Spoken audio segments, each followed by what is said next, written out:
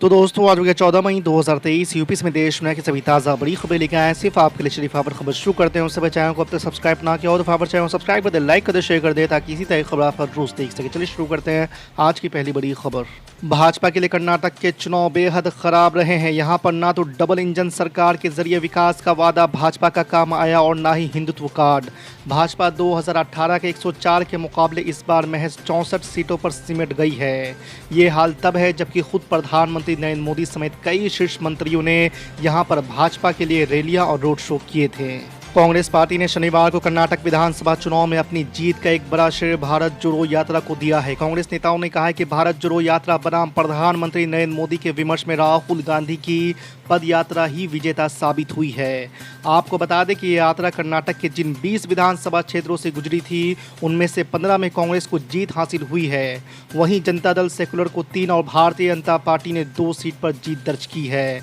आपको बता दें कि 2018 के विधानसभा चुनाव में इन 20 सीट में से कांग्रेस को सिर्फ 5 सीट पर ही जीत मिली थी। कर्नाटक विधानसभा चुनाव में कांग्रेस की जीत पर ममता बनर्जी ने बधाई दी है। उन्होंने दावा किया कि अगले लोकसभा चुनाव में भाजपा 100 सीटों को भी पार नहीं कर पाएगी।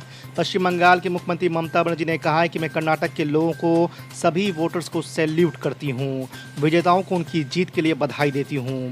आपको बता दें कि ममता बनर्जी ने कहा कि छत्तीसगढ़ और मध्य प्रदेश के चुनाव आ रहे हैं और मुझे लगता है कि बीजेपी दोनों चुनाव हार जाएगी।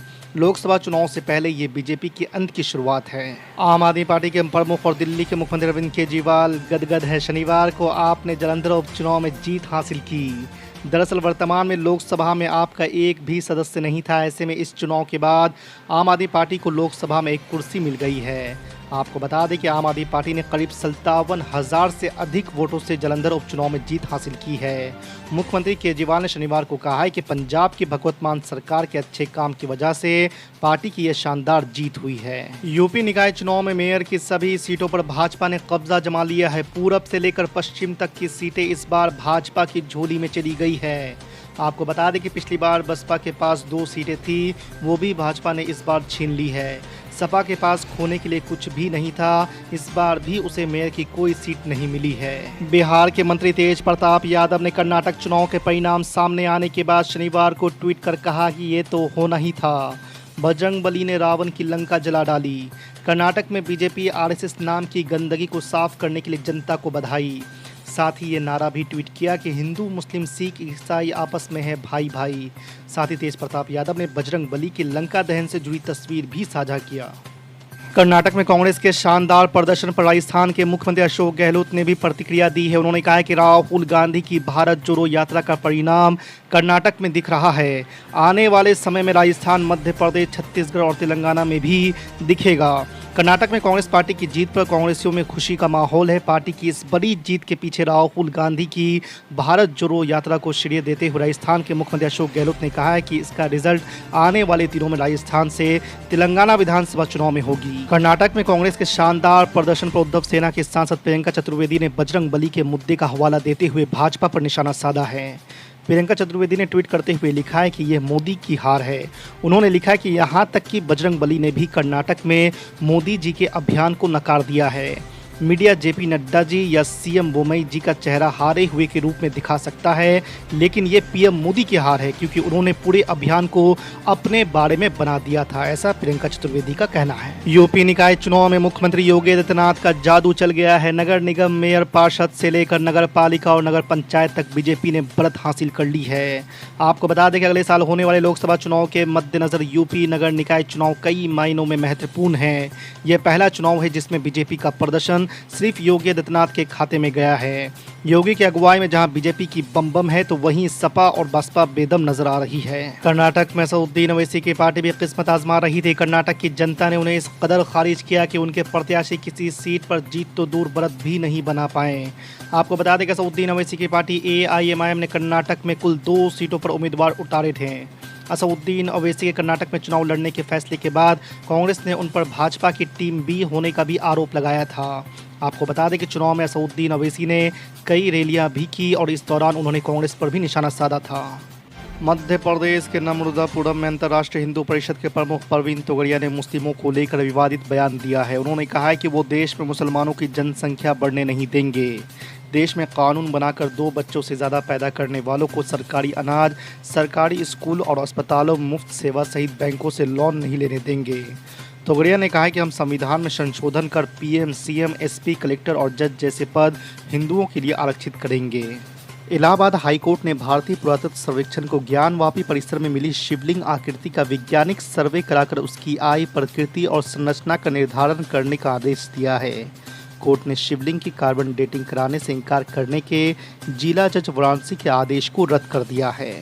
कर्नाटक विधानसभा के नतीजों की घोषणा आज होने वाली है। इससे पहले ही कांग्रेस ने जीत का ऐलान कर दिया है। कांग्रेस प्रवक्ता सुरजेवाला का दावा है कि कर्नाटक की जनता बीजेपी सरकार के भ्रष्टाचार को देखकर थक चुकी है, इसलिए वे कांग्रेस पर भरोसा कर रहे हैं। उन्होंने आगे दावा किया है कि स्थिति को देखकर भाजपा ने पहले ही हार मान ली है और इसलिए दुनिया की सबसे बड़ी राजनीतिक पार्टी को जेडीएस के साथ दोस्ती करने की बात करनी पड़ रही है।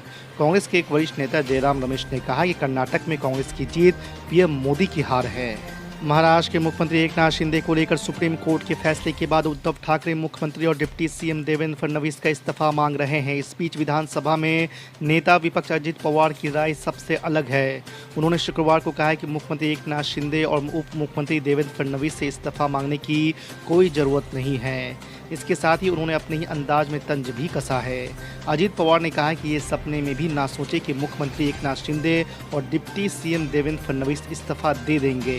उन्होंने कहा कि पूर्व प्रधानमंत्री अटल बिहारी वाजपेयी और आज के लोगों में बहुत बड़ा अंतर है। योगी कैबिनेट ने मुरादाबाद में 43 साल पहले हुए दंगों की जांच के संबंध में गठित न्यायिक आयोग की रिपोर्ट को 40 साल बाद शुक्रवार को मंजूर कर लिया है। सरकार ने इस गोपनीय रिपोर्ट को अभी सार्वजनिक न करने का निर्णय लिया है, लेकिन इसे विधानमंडल के आगामी सत्र में पेश किया जाएगा। हैरत तो यह है कि इसकी रिपोर्ट 40 साल पहले सरकार को दे दी गई थी, लेकिन पूर्ववर्ती कांग्रेस और सपा बसपा सरकारों ने इसे कैबिनेट द्वारा मंजूर करने की अनुमति तक नहीं दी। बिहार के उप मुख्यमंत्री तेजस्वी यादव ने शुक्रवार को दावा किया है कि बजरंगबली यानी हनुमान जी भारतीय जनता पार्टी से नाराज हैं। तेजस्वी यादव ने कहा कि कर्नाटक चुनाव परिणाम भाजपा के लिए झटका होगा। तेजस्वी यादव ने कहा कि बजरंगबली की नाराजगी भाजपा को झेलनी पड़ेगी। चुनाव परिणाम में यह स्पष्ट दिखेगा। सुप्रीम कोर्ट के फैसले के बाद केजरीवाल सरकार ने पहली बड़ी कार्रवाई की है। सेवा विभाग मिलते ही प्रभारी मंत्री सौरभ भारद्वाज ने उसके सचिव आशीष मोरे को तत्काल प्रभाव से हटाकर उनके स्थान पर अनिल कुमार सिंह की नियुक्ति की गई है। मुख्यमंत्री की ओर से कार्रवाई के संकेत देने के बाद सभी को अधिकारियों पर कार्रवाई की आशंका थी, लेकिन इतनी जल्दी होगी ये किसी को उम्मीद नहीं थी। उड़ीसा के मुख्यमंत्री नवीन पटनायक ने गुरुवार को तीसरे मोर्चे की संभावना को खारिज कर दिया है। दरअसल अगले साल होने वाले लोकसभा चुनाव से पहले कुछ विपक्षी दल भाजपा के खिलाफ गैर कांग्रेसी मोर्चा बनाने की कोशिश में हैं। ऐसे में नवीन पटनायक का बयान इन दलों के लिए एक बड़ा झटका हो सकता है। उड़ीसा के मुख्यमंत्री का यह बयान तब आया है जब कल दिन में उन्होंने दिल्ली में प्रधानमंत्री नरेंद्र मोदी से मुलाकात की थी। महाराष्ट्र में एकनाथ शिंदे सरकार पर छाए संकट के बादल छट गए हैं। सुप्रीम कोर्ट ने एकनाथ शिंदे समेत 16 विधायकों की अयोग्यता पर फिलहाल कोई फैसला नहीं दिया है।